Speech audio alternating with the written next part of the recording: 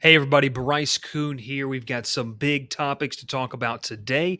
And the biggest thing is, could the SEC make its own playoff? And what are the ramifications of what could happen about that? That and more on today's episode of The Crowded Booth. Pile in here and make yourself feel at home. The crowded booth is coming on. The Crowded Booth with Bryce Koon.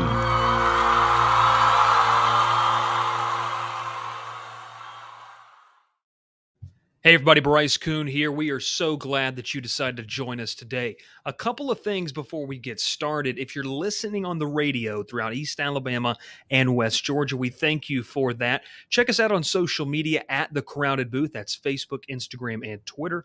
Or head over to thecrowdedbooth.com where we upload our latest episodes. Through there, it attaches it to the YouTube channel, which is where you're watching us if you're looking at us here live on the YouTube channel. We want to make sure that you know what you're doing. 87% of you aren't subscribed. So hit the subscribe button, find something that you like on the channel, and really dig into that. We appreciate it, and let us know in the comments below.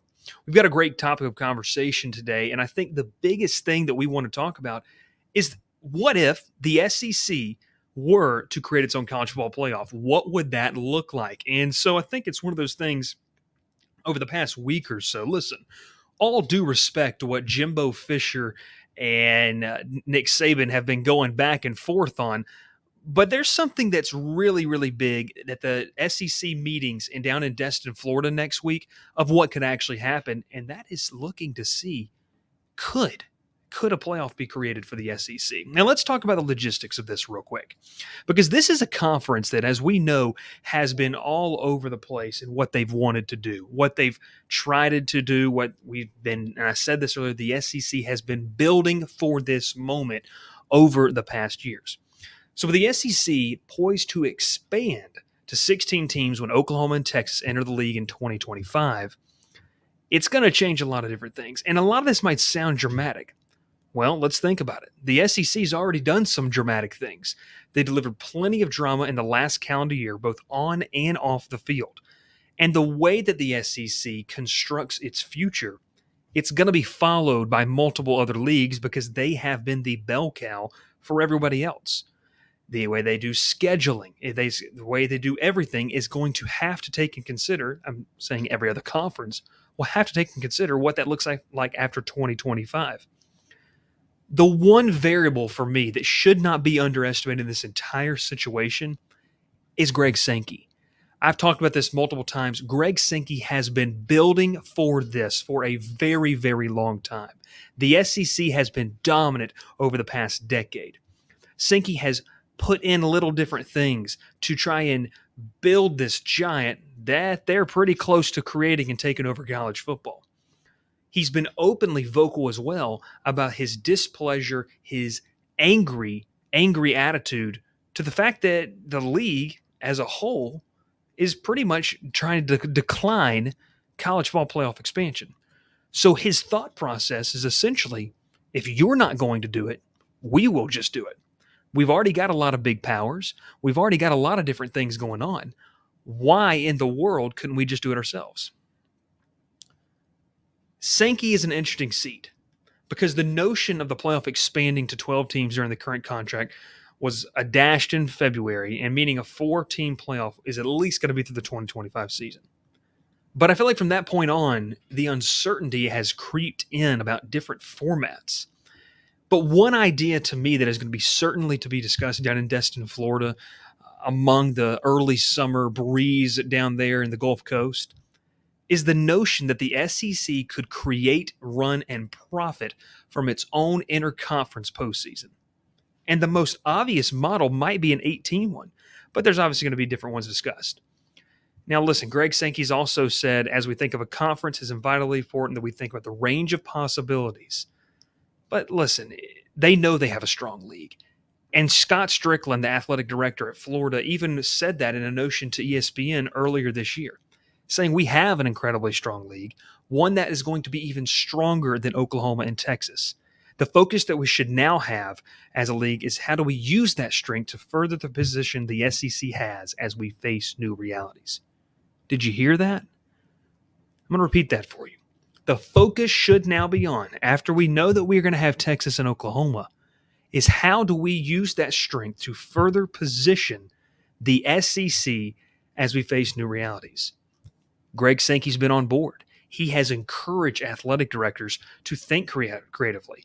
And an SEC-only playoff is a different idea that we should actually consider as an option. Folks, Scott Strickland said that. That's the athletic director at Florida. This is a very real possibility for what they are trying and what they want it to do. What would it look like? I mean, listen, you could see an 8-team tournament that eventually faces the winner of the Alliance, the Big Ten, the rest of the leagues playing in a completely different postseason. Or perhaps they'll all get mad at the SEC and they don't play anybody. It's a world of hypotheticals. But to me, in Sankey's view, there was significant sacrifice that may not come around the next time that there's talks. The SEC had 2 teams face off for the college football championship last year. They've won 12 of the last 16 national titles. The SEC's 5 different title-winning programs, it goes like this. Alabama, Auburn, LSU, Florida, and Georgia are more than the rest of the sport's other 3 winners. Clemson with 2, Florida State, and Ohio State. So what does that tell you? It tells me, at least, that the leverage is all the way on Greg Sankey's side. Right now, to me, everything's on the table for the SEC. It's a cloudy picture post-2025 with no finite postseason identity.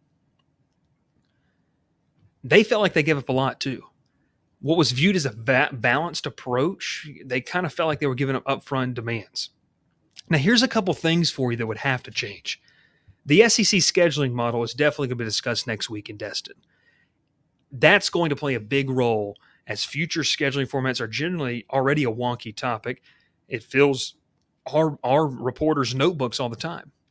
Oklahoma and Texas joined the league in that final year, remember in 2025, of the current 4-team playoff. The next one's going to begin in 2026.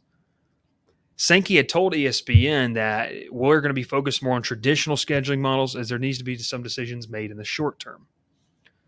But there's a lot of different things. You could do a 1-7 with, if the SEC sticks with league games, it would do a 1-7. You could do a 3-6 with a 9-game league schedule. But let's get more to this topic. Obviously, that's going to play a role.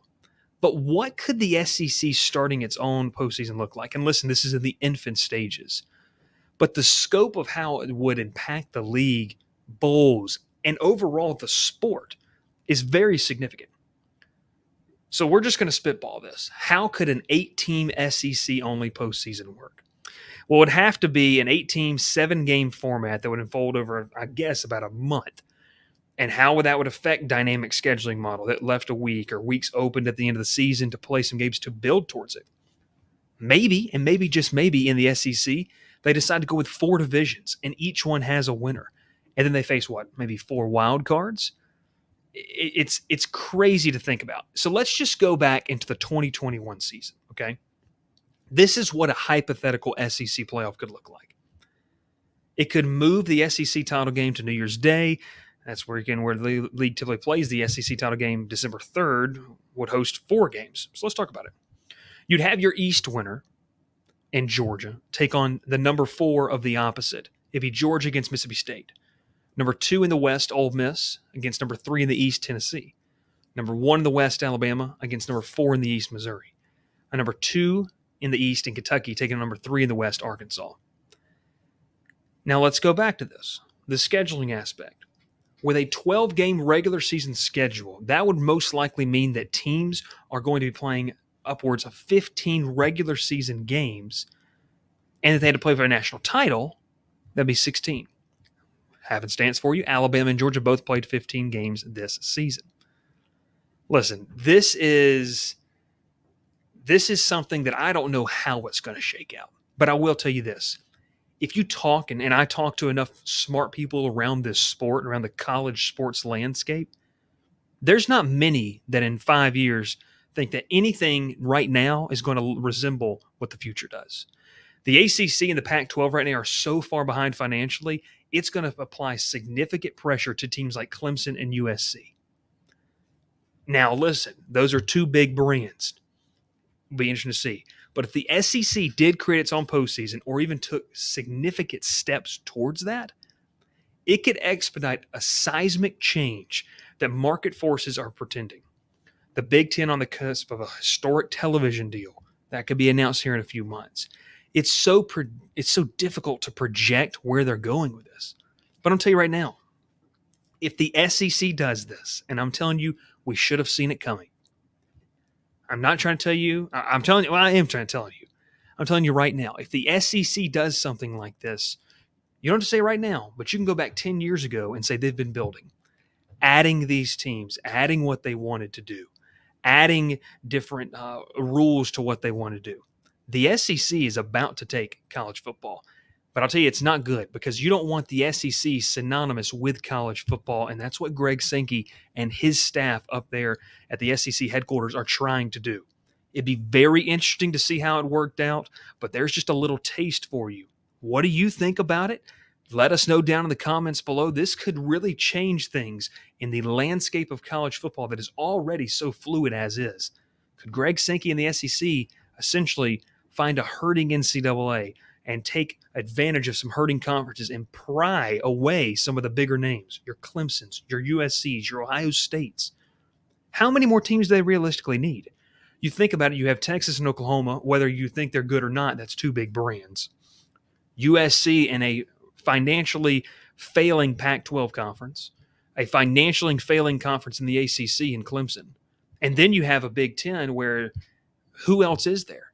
Realistically, who else is there? And I'll tell you this, there's going to be a lot of fans that, in my opinion, are going to be on board with kind of whatever happens because they're going to recognize the SEC is the new college football. Because let's say that they play a championship game against four of the other ones, or they enter themselves into a new college football playoff. If you're telling me that you're top four out of a new invented SEC, and let's just, brainstorm here, Georgia, Alabama, we would expect USC would have some say with Lincoln Riley, and let's throw Oklahoma in there. Those four teams against who else? You're saying that Clemson's added. Let's say Ohio State's not added, but that's Ohio State, maybe a Michigan State, and maybe Baylor. If you realistically look at it like that, I don't know what to tell you because the SEC is going to take over. Something has to be done. It's going to be interesting to see how it progresses. But I want to know what you think. Let us know down in the comments below. This has been another episode of The Crowded Booth. My name's Bryce Koon. Hit the subscribe button, like, comment, hit the little bell, set up notifications so you know when the next episode is dropped. And also, if you're a fan here in the Atlanta, Georgia area, that's where we're kind of regionally located, let us know what you want to see. We've got great Braves content. We've got some Georgia Tech content as well. We're going to be having some college football previews here coming out very soon. But this is Bryce Koon, and this is The Crowded Booth. We'll see you next time. The SEC's making some big, big moves for the big-time future. Pile in here and make yourself feel at home. The Crowded Booth is coming on. The Crowded Booth with Bryce Koon.